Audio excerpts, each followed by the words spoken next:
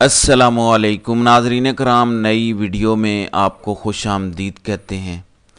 जो scene supreme court में देखा गया है और जो कोर्ट रिपोर्टर्स ने रिपोर्ट किया है, ये पाकिस्तान की सियासत को मुकम्मल तौर पर तब्दील करने जा रहा है।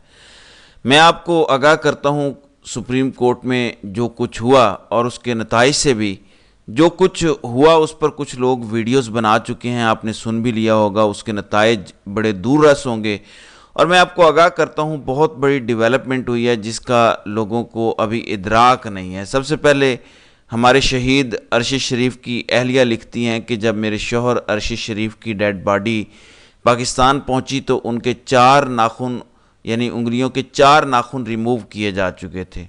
उनका एक गुर्दा भी उनकी बॉडी से निकाला जा चुका था, यानी अरशद शरीफ का एक गुर्दा भी नहीं था, ये भी कीनिया में रिमूव किया जा चुका था।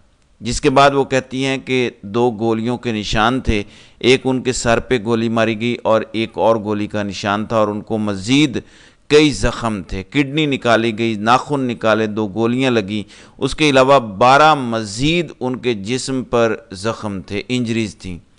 फिर वो कहती हैं कि अरशद शरीफ was threaten in Pakistan and booked in fake cases of prison by the current regime. He left the country in a hurry and later he was killed in the same way he was threatened in Pakistan. तो ये बहुत बड़ा बयान है अरशद शरीफ की अहलिया की तरफ से। अरशद शरीफ बिल्कुल उसी तरह कत्ल किए गए जिस तरह की उन्हें धमकियां दी गई, यानी जो कुछ धमकियों में था हूबहू वही किया गया अरशद शरीफ के साथ। लेकिन इंसाफ अब तक नहीं हो रहा, ना किसी चीफ जस्टिस में हिम्मत है। हुकूमत तो खुद इन्वॉल्व है इसमें, पता नहीं क्या नतीजा निकलेगा। अगर इमरान खान की दोबारा हुकूमत आई तो और कुछ भी ना हुआ। चंद ऐसे वाक़यात हैं जिनकी कौम चाहेगी कि पूरी इन्वेस्टिगेशन हो और उन किरदारों को लटकाया जाए, और शायद यही वजह है कि वो किरदार अब मज़ीद जराइम पर जराइम करते जा रहे हैं, मुल्क को तबाह कर रहे हैं, मुल्क की जमहूरियत को नुकसान पहुंचा रहे हैं, अवाम की नफ़रत भी मोल ले रहे हैं, क्योंकि डरते हैं ज़ाती हैसियत में कि हमारे जराइम जब पकड़े जाएंगे तो फिर क्या होगा। ये हमारे शहीद का कर्ज है कि हम उसके लिए आवाज़ उठाएं, थोड़ी उठाएं, ज़्यादा उठाएं, लेकिन उठाएं ज़रूर। अब नाज़रीन किराम आते हैं, इमरान खान ने काजी साहब के साथ जो मैच खेला, 35 या 40 मिनट की गुफ्तगू हुई, इमरान खान ने दलाइल दिए। आज इमरान खान की जो बातचीत हुई है उसमें से इम्पोर्टेंट पॉइंट्स निकल कर आए हैं। आपको बातचीत पता चल गई होगी। मसलन इमरान खान ने कहा कि आपने कैसे कह दिया कि मैं ज़िम्मेदाराना गैर ज़िम्मेदाराना गुफ्तगू करूँगा, एक बंदे की डिग्निटी होती है, आपने कैसे सोचा।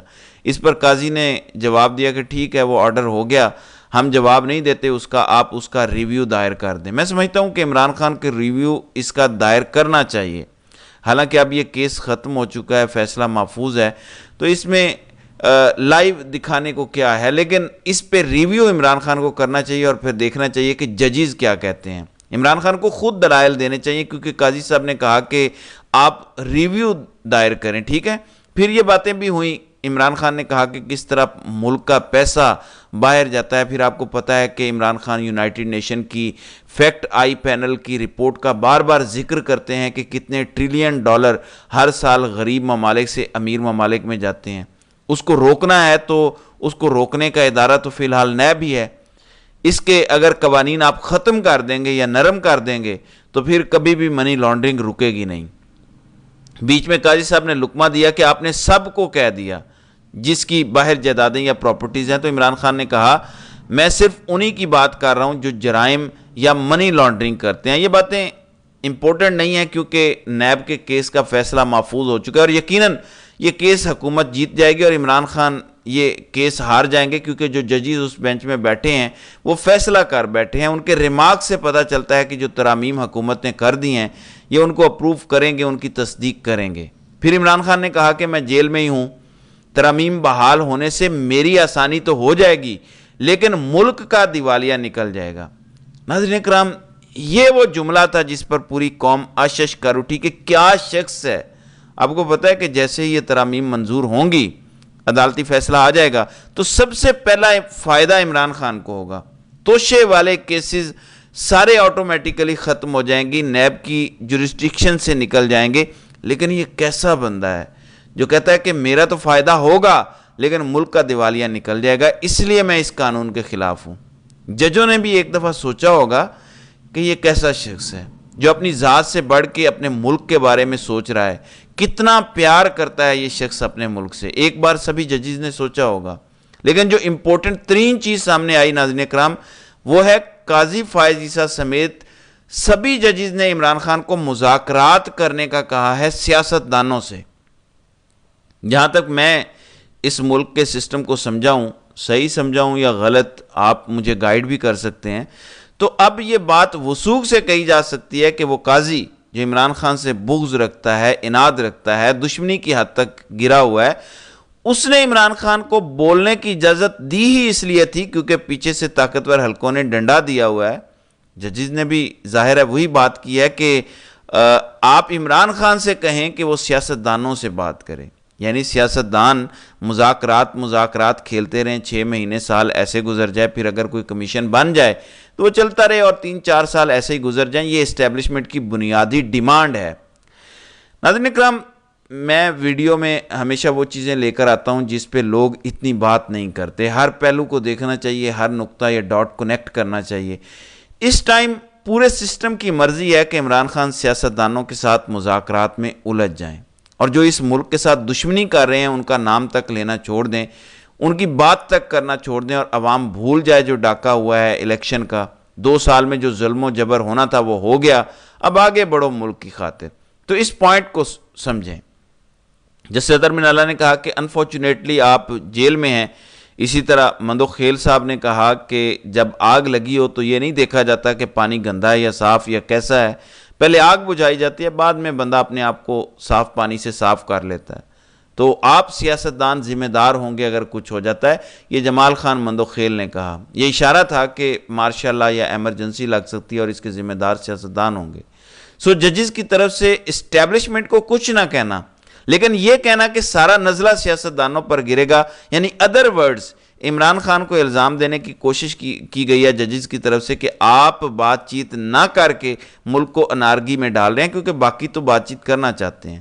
میں اگر یہ کہوں کہ عسکری بیانیہ یہ ہے کہ سیاستدان ذمہ دار ہوں گے اگر کچھ ہوا, یعنی ہم تو پاگلوں کا گروہ ہیں, ہم ایمرجنسی لگا دیں گے, ہم آئین معطل کر دیں گے, ہم مارشاء اللہ لگا دیں گے اگر سیاستدان نہ بیٹھے. ہم تو پاگلوں کا گروہ ہیں, ہم نے نہیں سوچنا کہ اس کا نقصان کیا ہوگا, اس کے ذمہ دار آپ ہوں گے اگر ہم نے مارشاء اللہ لگا دیا. تو اس طرح کی باتیں ہو رہی ہیں. تو یہ سب سے امپورٹنٹ نقطہ ہے کہ عمران خان کو بڑا لیڈر قرار دیا گیا ہے, لاکھوں کروڑوں لوگوں کا لیڈر قرار دیا گیا ہے, اور یہ سپریم کورٹ میں ججز نے کہا, اور کہا ہے کہ آپ کو بات چیت کرنی چاہیے. میں تو سیاستدانوں سے بات چیت کرنے کے حق میں نہیں ہوں, کم از کم ان کٹ پتلیوں سے جن کی کوئی اوقات اور حیثیت نہیں ہے. اگر بات کرنی ہی ہے تو پھر عمران خان کہیں کہ بات چیت مجھ سے اڈیالہ جیل میں ہوگی, زرداری اور نواز شریف دونوں آ جائیں, بیٹھ جاتے ہیں ہم, خالی یہ تینوں بیٹھیں اور عمران خان کے سامنے اپنی سوچ رکھیں, اور وہ دونوں اپنی سوچ عمران خان کے سامنے رکھ دیں. ایک ہی ملاقات ہو بس. عمران خان نے تو سیدھا سیدھا کہنا ہے کہ میرا مینڈیٹ واپس کرو, ہر کوئی اپنی اپنی پوزیشن پر واپس جائے اور بیٹھ کے اسٹیبلشمنٹ کے کردار کو طے کر لیتے ہیں. اگر تو وہ کوئی ڈیسنٹ بات کرتے ہیں تو ٹھیک, آگے بات چیت ہو جائے, اگر وہ نہیں مانتے تو حجت تمام ہو جائے گی. اب تو ججز کے ذریعے بھی اسٹیبلشمنٹ نے پیغام بھیجا ہے کہ بات کر لو. آپ ان کی گیم انہی پہ الٹا دیں اور کہیں گے کہ بات ہوگی تو ہمارے لیڈر کی ان کے لیڈران سے ہوگی, ہم بغل بچوں سے بات نہیں کریں گے. عمران خان کو کمیٹی نہیں کھیلنا چاہیے, ڈائریکٹ ان سے بات کریں. اگر یہ ہوگا تو یہ جو اگلا کارڈ کھیل رہے ہیں یہ ٹھوس ہو جائے گا, کیونکہ یہ مذاکرات نہیں کرنا چاہتے, صرف عمران خان اور پی ٹی آئی کو ٹریپ کرنا چاہتے ہیں. ان کا ارادہ اگر مینڈیٹ واپس کرنے کا ہوتا تو یہ ٹریبیونل کو چیلنج نہ کرتے, اگر ارادہ ہوتا تو صدارتی آرڈیننس نہ لے کر آتے. میں تو حیران ہوں کہ پی ٹی آئی نے اب تک سپریم کورٹ میں صدارتی آرڈیننس چیلنج کیوں نہیں کیا. مطلب ان کا دماغ خراب ہے. قاضی صاحب بول کے اپنے فیصلوں میں کہہ چکے ہیں کہ آرڈیننس لانا غلط ہے. آپ کے پاس یہ بہانہ ہے, فوراً اس کو چیلنج کریں اور سٹے کروا دیں, تاکہ کم از کم ٹریبیونل اپنے کام تو کریں. اب لاہور ہائی کورٹ نے فیصلہ دیا تھا کہ جو الیکشن ٹریبیونل بنائے گئے ہیں چیف جسٹس کی طرف سے, اگر الیکشن کمیشن نامزدگیاں نہیں کرتا, کل آخری دن تھا, اس کے بعد وہ کام شروع کر دیں گے. الیکشن کمیشن کا یہ کہنا ہے کہ ہم سپریم کورٹ میں اس فیصلے کو چیلنج کرنے جا رہے ہیں کیونکہ صدارتی آرڈیننس آ گیا ہے، اب ہم لگائیں گے ججز کیونکہ وہ فائدہ اٹھا رہے ہیں، اور قاضی صاحب تو تیار بیٹھے ہوں گے، وہ تو کہیں گے کہ الیکشن کمیشن آئینی ادارہ ہے، اس کی ذمہ داری ہے الیکشن شفاف کرانے کی۔ یہاں پہ الیکشن کمیشن ڈائریکٹلی ایک پارٹی ہے، اس پہ الزام ہے ریگنگ کا، سارے لوگ الیکشن کمیشن پہ الزام لگا رہے ہیں، تو وہ پارٹی جس پہ الزام لگا ہے وہ کیسے ڈیسائیڈ کر سکتی ہے کہ کون ان کا کیس سنے گا؟ اس میں انڈائریکٹلی کیس سنے جانے چاہیے، یہ بڑا امپورٹنٹ ہے۔ ان کا کوئی ارادہ عمران خان کا مینڈیٹ واپس کرنے کا نہیں ہے۔ بہرحال دیکھتے ہیں جو اس پروسیڈنگ کے نتیجے میں اپڈیٹ ہوئی ہے، اس سے آنے والے دنوں میں مزید نکل کر سامنے کیا آتا ہے۔ تو ناظرین کرام، آپ کی اس ویڈیو کے حوالے سے کیا رائے ہے؟ آپ اپنی رائے کا اظہار کامنٹ سیکشن میں ضرور کیجئے گا۔